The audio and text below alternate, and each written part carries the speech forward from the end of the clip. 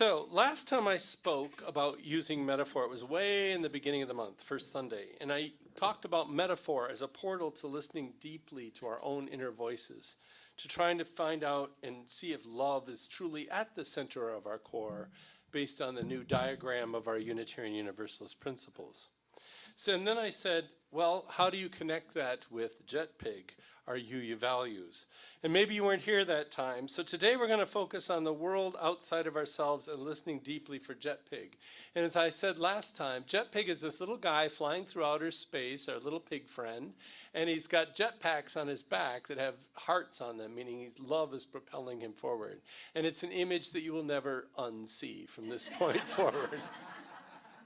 I did this at Stevens Point the other night, and I think there's a second grader, and she went off and just colored a picture of JETPIG, and then had to show everybody and told everyone how much she loves JETPIG. So I want to see that kind of enthusiasm from everybody here. So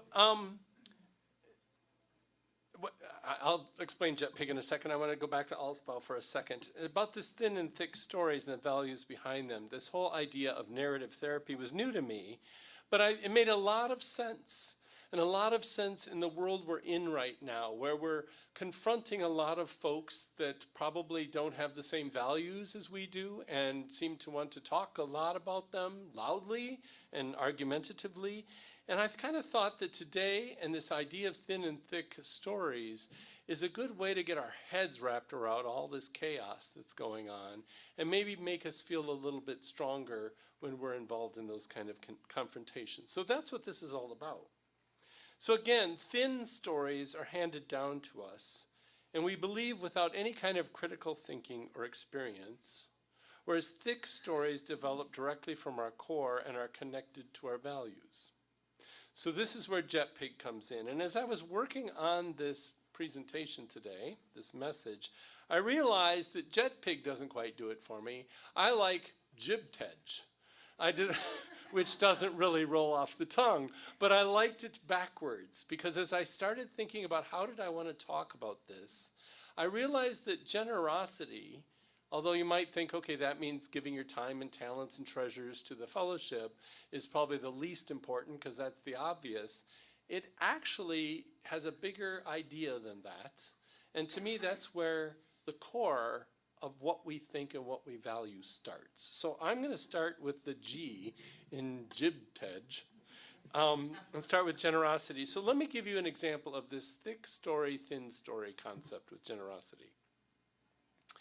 Generosity, our story, I believe, and when I say our story, I'm talking from my experience. I know after being with Unitarian Universalists for 30 years that there's never any time I could say, we all believe this. That's completely ridiculous. So this is my perspective on it. And of course, I'd love to hear your perspectives during the congregational response. But generosity, our story. I believe that we love this world and believe that it has a bright future eventually. I think that is the core of our essence. I think if there's anybody on this planet that's an eternal optimist and pretty much worships hope, it's got to be Unitarian Universalists. We kind of never give up and always say, you know what, I get it. We went back a few steps, but I believe that we're headed towards this particular optimistic view in life. Now, I have some of that just from personal experiences, but when I was in seminary, we were required to read a book called The Better Angels of Our Nature, Why Violence Has Declined. It's by Steven Pinker, came out in 2011. I don't know if anybody's read it, but I loved the way he did this enormous amount of research on global societies, and he had an example from every quadrant of the world about how over time society has figured out how to get along with each other far better than it once did. And this was over 400 to 1,000 years were his examples.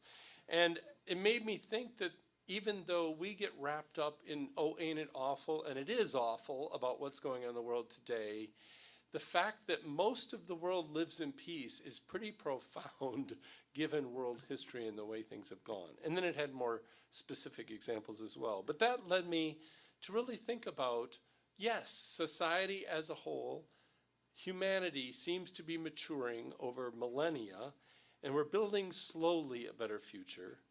I think the problem nowadays is technology has sped up far faster than human development. So we've got all these things at our hands that we can use at any time, but I don't think humans have developed quite as fast. And probably the biggest one is solving the problem of living sustainably, right? So that's what I think of generosity. It's a generosity of spirit, the way we approach the world as optimists. And I think what I just gave you there was just a few examples of how this turns into a thick story. And they're based in what people have researched, or how I have lived my life, or what I have encountered. And so I would invite you to think, first of all, do you agree with that kind of idea, that you're kind of optimistic folks? And then do you have stories that kind of back that up? That you could say, well, here's why. My experience is this. So then that's your thick story. The thin story would be the opposite story. And like it said, the thin stories are those stories that our parents, our teachers, our elders tell us when we're little. I mean, one of them is kind of that Santa Claus is coming and will give you lots of presents. And we learn that that's kind of a thin story when you get a little bit older sometimes.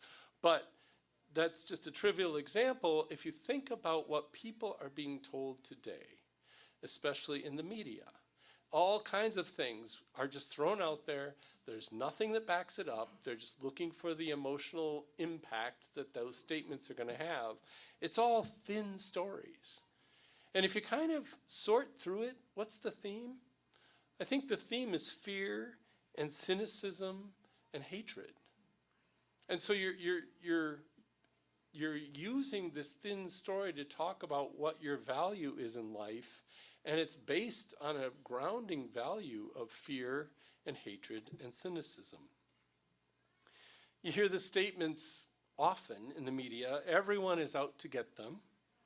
The world is evil, dangerous, and stacked against you, so you better be on your guard. And I thought about this from a religious perspective. The most extreme example is some sects of extreme Christianity that want the world to end soon. They want a war to start in the Middle East so that the rapture will come, so that they will be saved and leave everybody else behind. And I'm like, wow, that's something else. That's the opposite of our generous spirit, right? So that's just the way I started unpacking this. I'm going to go through each one and not quite describe it as in depth, but I wanted you to get the sense of how I'm doing this flow, and I'm going to go backwards up the slide. So the next one is I, interdependence. What's our thick story? I think we believe that everything in the world is connected. All peoples and societies, of course, and all of those are part of a worldwide environment. No one is truly independent and can disregard the impact or consequences of their actions. And I think we see this most strongly in the environmental movement and probably in our foreign policies, because we still are the global power, and when we do something, it has a lot of consequences. So our thick narrative then is we've learned that a recognition of our interdependence ultimately delivers the best results for society. And the most poignant example is after World War II with NATO and all the peace pacts we've done. I know they're military pacts, but look at it. We've had peace for over 70 years, which is, especially in Europe, which is kind of unheard of. So interdependence is a big value, and we've got a lot to back it up. The opposite story, the thin story, is an absolute insistence on independence. And that's not surprising, given that we live in the United States of America, right? It's a deep cultural trait that's so prevalent in our psyche. It's that frontier mentality that we haven't lost. We're the lone cowboy up against the hostile wilderness environment. It's all a fabulous myth. It's a firm belief also in humans versus the environment. This thin narrative is naive at best, and extremely selfish and dangerous at its worst. Such an instance of that thinking has led to the overuse of resources and global warming, as well as other environmental catastrophes. So I'll go on to pluralism. Pluralism our thick story is from our experience, and this one I get very personal because this is how I think of it. I know that diversity is really cool and a huge strength in our society. And the best example, and I know this is superficial, but you just can't get past it, it's the gifts of cultural diversity are unmeasurable in food, art, music, culture, all the things I enjoy were not around when I grew up in the little dinky town that I grew up in. It's because over time my life has gotten much, much more diverse, and it's a huge strength. The opposite thin story, though, we're told that anyone not like us is suspicious and unwelcome here. The other is to be feared, ridiculed, and most recently terrorized versus conspiracy theories and lies, with nothing to back it up. Transformation.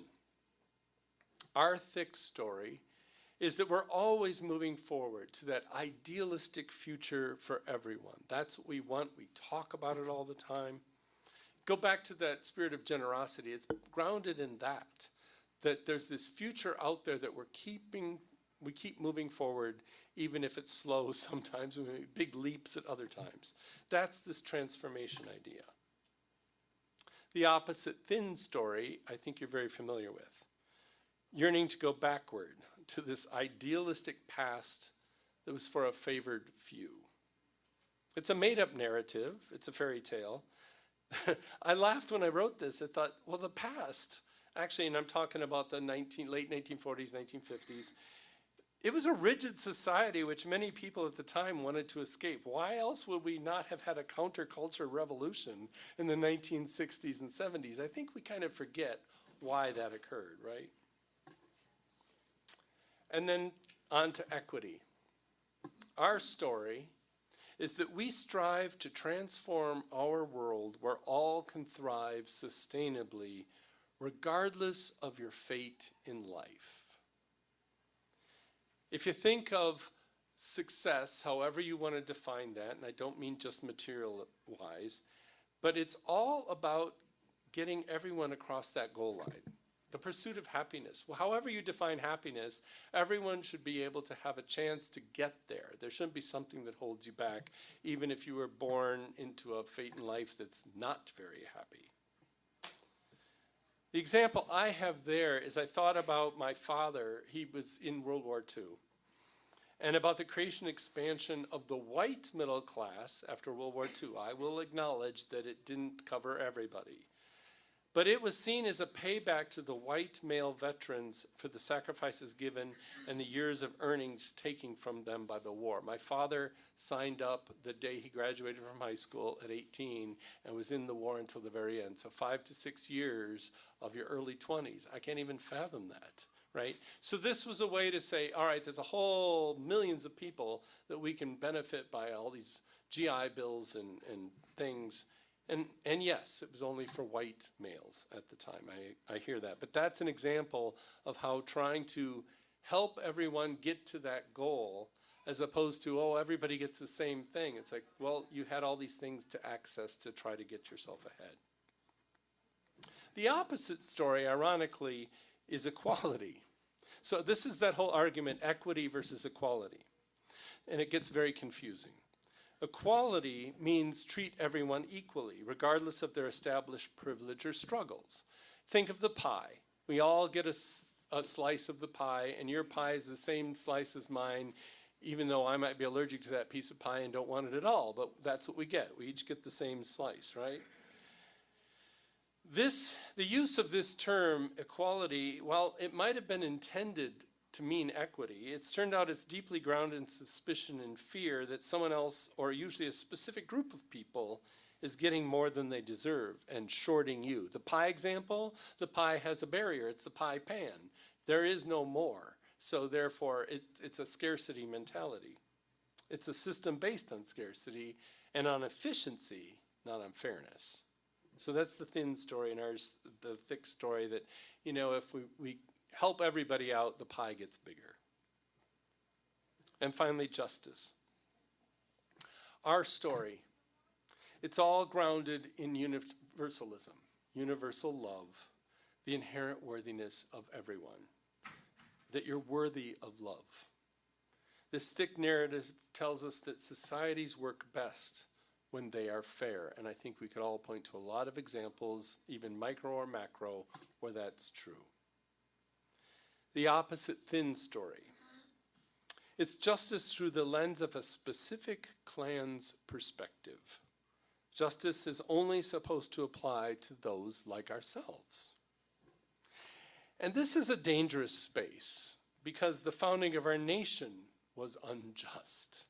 Only white landowning men, for the most part, were given true power. And just refresh our memory of this, the justice for all claim. Justice for all, at that point, came from the idea in Europe where only those favored by the ruling sovereign had justice. Justice for all referred to the founding of a democracy in which all white landowning men could vote, hold office, and were treated equally under the law, regardless or not if you were a best friend of the president. And it's the core cultural idea of white male privilege. So that's how I did JETPIG. So you can come up with your own examples of your thick stories, and I hope the contrast with the thin stories and how much of that is pervasive right now in our culture makes a lot of sense. So I want to go back to the other quote by Gareth Gwynn. And I don't know why this slide hasn't changed. How interesting. So Gareth Gwynn, she said, "Once we reckon with the paradox of how the perceived other is both distinct and a direct reflection of us, then we see ourselves in that mirror. We see everyone and everything as reflecting an aspect of ourselves that we get to reclaim. Those we might have judged become guideposts for our own liberation. Our triggers, and I know we're triggered by a lot of folks these days, our triggers become welcome signs that we have rejected something inside us." I love that quote. And then she goes on to say, "The idea that you are either with us or against us is a limiting lens that perpetuates humanity's suffering. The recognition that you are us, that everyone is us, allows self-love to humanize others into belonging." So as we continue to engage in the weeks ahead, probably months ahead, with others with vastly different opinions and worldviews, I invite you to consider the exercise I just went through with you. And then consider Gwynn's words. When we encounter opposing narratives, we're triggered because we have used our values as a measuring stick and the narrative comes up short. It doesn't mean that the person should be rejected or ridiculed. Rather, we need to recognize that they are us, just with a different narrative. Keep in mind that often we are hearing thin narratives when they speak passionately about politics. Many have no lived experience or can't point to historical facts that justify their stories. It's simply an outcome of the lack of a generous spirit towards the world, in my opinion. It's the outcome of a fear-based narrative that starts it all. So here's my suggestion. Try it on. Let them speak without getting agitated or interrupting them. Don't argue about the merit of a thin narrative. That's pointless. Inquire about their deep value that leads them to this story or opinion. Then simply end the conversation with your value and quick, thick narrative. Have that ready. And then move on, either with a conversation or physically if you need to. You will leave them thinking about the conversation for a very long time. Hold tightly to Gwynn's words. The idea that you are either with us or against us is a limiting lens that perpetuates humanity's suffering, and we do not want to do that. We Unitarian Universalists, I think, are uniquely called to this deep listening. And to borrow a quote from Natalie, we can do this hard thing. Amen. Let's have a moment of silence to think about it.